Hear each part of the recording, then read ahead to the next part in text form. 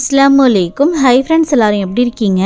இன்னைக்கு நம்ம சேனல்ல ரொம்ப சிம்பிள் அண்ட் டேஸ்டியான பொட்டேட்டோ ஃப்ரை எப்படி செய்யலாம்னு தான் பார்க்க போறோம். நிறைய பேர் என்கிட்ட கமெண்ட்ஸ்ல தொடர்ந்து இந்த பொட்டேட்டோ ஃப்ரை ரெசிபி போடுங்கக்கான்னு சொல்லி கேட்டுட்டே இருக்கீங்க.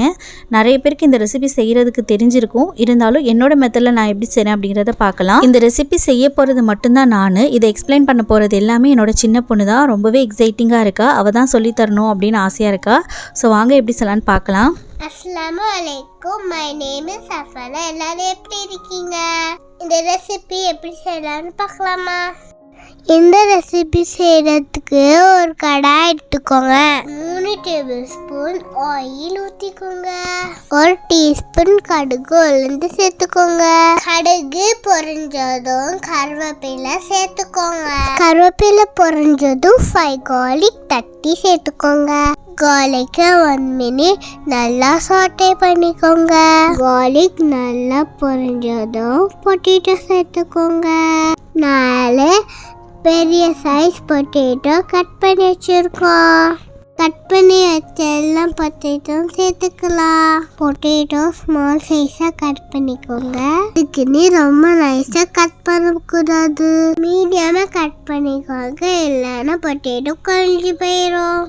பொட்டேட்டோ சேர்த்ததுக்கு அப்புறமா ஆயிலில் நல்லா மிக்ஸ் பண்ணிக்கோங்க.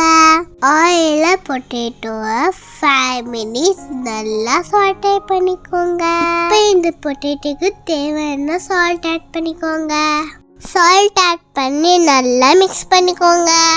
இப்போ இதில் 1/2 டீஸ்பூன் மஞ்சள் தூள் ஆட் பண்ணிக்கோங்க. 1 teaspoon normal chilli powder add பண்ணிக்கோங்க. 1 teaspoon Kashmiri red chilli powder add பண்ணிக்கோங்க. இது நார்மல் ஸ்பைசியாக இருக்கும்.